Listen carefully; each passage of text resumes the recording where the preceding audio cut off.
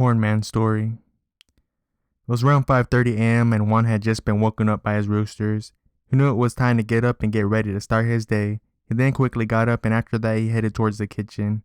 He was not at the sink, so he turned it on by pushing up the knob. After that he began washing his hands thoroughly with the Irish Spring soap bar that he had grabbed.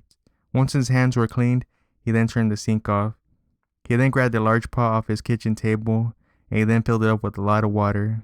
After that, Juan went to the wooden table and he quickly began unwrapping the corns that were in a large pile. Once he was done, he then placed them into a large pot that was full of water. Juan then powered his electric stove on, and he then placed the pot on it. He was now going to take a quick shower. After that, he headed to the restroom, and he then quickly hopped in the shower. The shower was now on, and he suddenly decided to start singing the La Bamba song. Juan was now quickly washing his hair and body. Around 10 minutes later, he was done washing up properly. As he stepped out of the shower, the steam surrounded him. He then grabbed a fresh towel off the rack to dry himself. Juan was now dry, so he then headed to his room. After he exited the restroom, he went straight into his room. He then began searching through his drawers, and he had decided he'd wear black Levi's and a bright yellow Hawaiian shirt. After that, he quickly put his boxers and socks on. Juan was now almost done putting his outfit on, and he then thought to himself, what shoes should I wear? He then grabbed his new black Air shoes that he had recently got at the flea market. Juan was now thinking, damn, the ladies are going to be on the nuts today. He then headed to the kitchen, and he quickly checked on the corn. It seemed like they were nice and ready, so he decided to take them out. He then placed them all in a clean, red-colored ice chest. Juan then grabbed a giant bag of crushed ice out of the freezer, and he tossed it into another ice chest he had.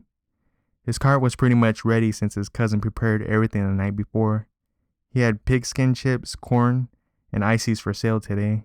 Juan then opened the back door to his house, and he then took each ice chest outside carefully. After that, he placed both of them on the inside of his cart. Juan then went back inside for something to drink. He then grabbed a jarrito and a few bottles of water out of the refrigerator so he would stay hydrated. He was now ready, so he had to go. He then locked up his house and he headed out the back door. He then hopped on his food cart and he began pedaling. He was now at the gate, so he got off his cart and he quickly opened up the gate. After exiting the gate, he locked it back up. He was now riding down the street and it felt pretty hot out. Suddenly, a large woman at a house yelled out, "Hey, over here." Juan then looked in her direction and it looked like they were having a party. Juan then thought to himself, damn, I guess my luck changed and I just might sell everything at once. Juan was now riding his cart in the woman's direction. He was now parked on the street in front of the house and he was ready to take orders. He then asked the woman, what did she want? She then replied, I'll take 15 corns with everything on them and all the chips you have. She also said she wanted 10 bubblegum flavored ices in a cup.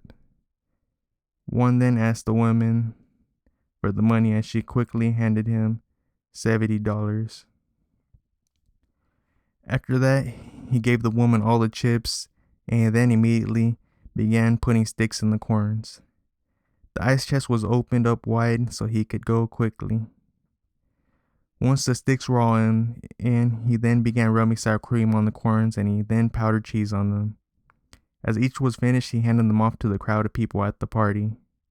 After Juan passed off the last corn, he then began scooping up ice and filling up the styrofoam cups with it.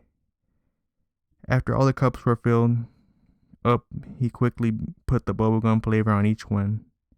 Juan then handed them all off to the people, and after he was done, so he headed down the street. Juan then made a left at the stop sign, and he was now feeling thirsty, so he then grabbed a cold jarrito drink off his cart.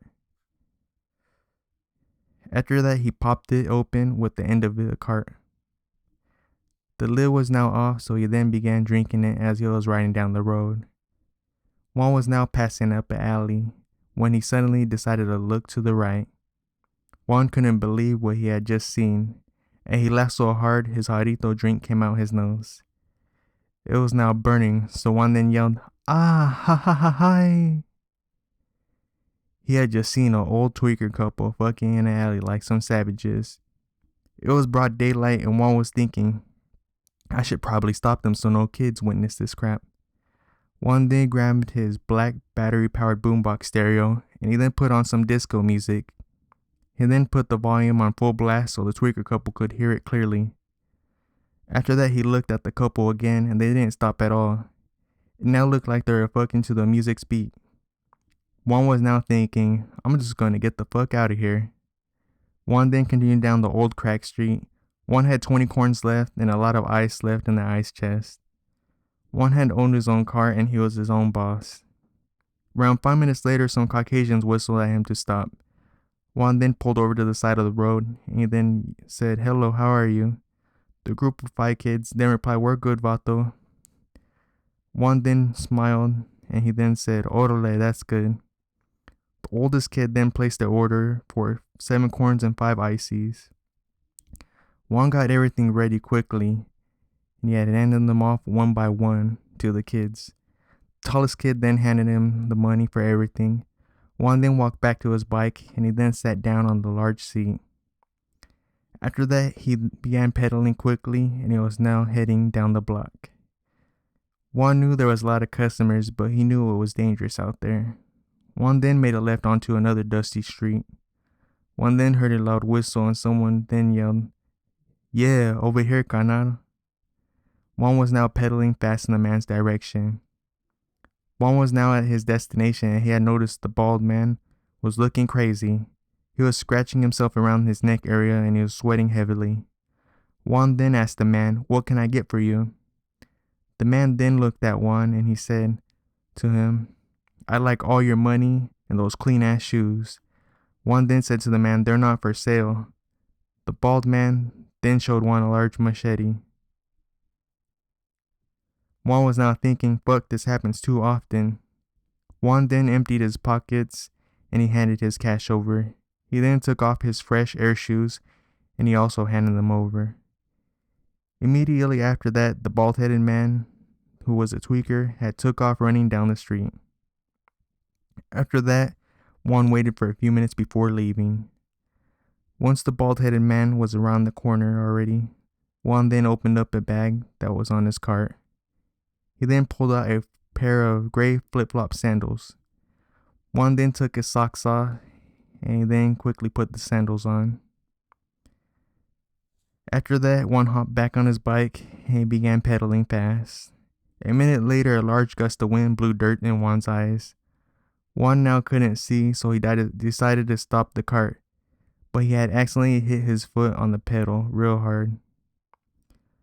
Juan's toes on his right foot were now in pain.